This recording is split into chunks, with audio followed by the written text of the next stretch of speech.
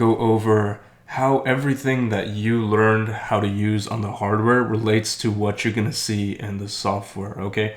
So I'm going to go through this pretty quickly just because everything I'm going to show you, you already know how to do on the hardware. The reason I'm showing you this is so you can tie the hardware with the software, all right? So first things first, let's get into it. It's going to be a lot easier for you to dissect this if you break it up into chunks. Because when I first saw this, I was like, holy crap, there is so much going on here. So here's what I want you to do. I want you to think of this as the first part, this top row up here, this part right here, this left-hand column, dang it. This left-hand column as your browser, sorry about that, and this over here as the third box, this is the fourth box, and this one as the fifth box, okay? So we're gonna take this step by step. First things first, all the way up top here, if you click this over here, you're gonna see that it's literally just the same thing as the menu on the top of your screen. If you have, I'm using a Mac right now, and if I go to the very top of my screen, it's the same menu, same prompts if I just hit that button, so it's a little redundant. This magnifying glass over here turns this whole part on or off. And what this part right here is your browser. So everything that you learned in the browser is right here in the software, the second box, the second column. This button right here turns your mixer on and off. You can see the groups that you have, the plugins that you loaded up, the levels. You can see that over there. Over here, this starts your entire track pattern from the beginning. You can play it, you can stop it. This is to record a pattern. This is to have your loop on and off. This has to do with Ableton Link, don't worry about it. This is turning your metronome on and off.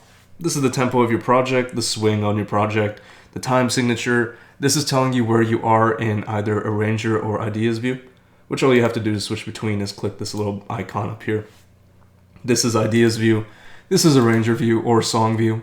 This right here just holds the follow button. This is to change the grid, and that has sync. Don't worry about that either. This is telling you the products that are hooked up with your machine, or with your computer, my bad.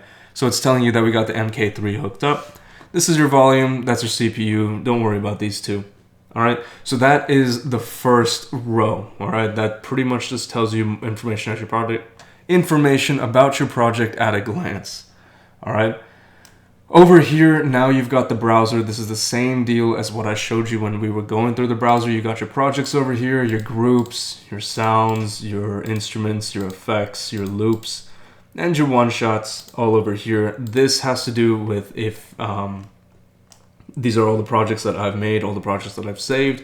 If you've made any groups and saved them, you can find them here, same with sounds or whatever. If you've got anything over here, make sure that this thing is clicked so you can see the stuff that you've got, that you've made, that you've saved. If you don't turn that on, you're not going to be able to see it, okay? So now that you go over groups, if you click this little arrow key over here, you're going to see all the machine images over there, and you can filter it through the types over here. This is the same as using the knobs. You can search for something if you've got a specific sound in your mind. This is the results list. If you want to filter it by your favorites, just hit the star on the right. And towards the bottom, you're going to see that we have a little bell volume rocker over here. That's just telling you that pre-hear is on, and you can adjust the level at which pre-hear plays. I've got mine set pretty low. This is auto load. I went over that in a different video. And then these are your routing and pattern buttons that I mentioned on the very beginning of this course. All right, so that is the browser. You can also find your files over here. So you already know how to use the browser, and that's pretty much that. So let's go ahead and move on to this third box over here. When you're in Ideas view, this is your scenes and everything over here. Now, one thing you can do in the software that you can't do on the hardware is going ahead and renaming this shit, all right? So this is gonna make arranging a lot easier, especially when you have a lot of patterns to work with, and so you don't get confused. So I'm gonna go ahead and just rename it right now.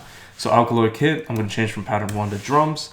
Scene number 1, I'm gonna say that this is, we'll call this 1 bar. Right, because that was the pattern with 1 bar. And this is double, and we're going to call this one octave. Okay? So you can go ahead and rename it over there. You can also go ahead and change the colors as you see. But pretty much everything that you know how to do on the hardware, you can do in this section over here. You can click this button and go ahead and arrange everything too. And you can also add spaces over here. Now this is affected, the size of this space It's a lot easier to do in the software than the hardware, although you can do it on the hardware. Let's say you want a space in your song, right? All you have to do is just click this section, and from there you can go ahead and make it bigger or smaller. Now, that being in mind, you want to go over here and mess with the sizing of this space over here. So let's just say that I only want a smaller space. Instead of setting this at 1 bar, maybe you want to set it to 1/16, and now you can go ahead and drag it to however long you want. But I'm just going to leave mine at 1 bar for right now. And that is pretty much that, okay? Now over here, you've got 2 views. This is your channel view. If you hit this button, you're going to see that the button all the way on the top left that says channel lights up. And then if you hit this, these are your plugins. We went a lot over plugins. We didn't really go into the channels or anything, but plugins is where it's at. So this is going to give you the master, group, and the sound. This is going to tell you what kind of effects you have on it. And everything you see in this little area right here is going to be reflected on what you see on the screen on the hardware. All right, these are the same knobs. Instead of flipping the knob on and off, you can go ahead and hit engage or disengage here. Engage and disengage. And you can do that, but pretty much any setting that you can mess with using the knobs on the hardware, you're going to see them over here depending on what screen you're at, all right? And that is pretty much it for this section over here. Now, if we go over here, you're going to see that this is where you can see all your patterns. You're going to see your group over here. You're going to see this right now is in group mode, pad mode. If you click on this button, you're going to see that the pad mode lights up on your controller. If you click it over here, you're going to see that keyboard mode lights up on your controller. But this is really just telling you the groups that you have, and this is going into keyboard mode, and this is your sampler over here. All right, but I'm going to keep it back into group view, pad view, whatever. And we're going to keep moving forward with this, okay? So now if you go over here, you're going to see that these are kind of your MIDI events. You can change the velocity with any of these events over here. If you just click on these, you can go ahead and scroll through, and this shows you the velocity. You can mess with that individually, or you can highlight, arrange, you know, do what you want. And then over here, this is going to give you the automations that you can record and edit, and I showed you how to do that on the hardware too. It's going to be reflected over here. This just hides and shows it. And again, this is the grid that we're talking about snapping to. This is specifically the arranged grid. So if you want to change how close they quantize or whatever, you want to just go in here, you can mess with the settings. Alternatively, you can just do the way that I showed you on the hardware.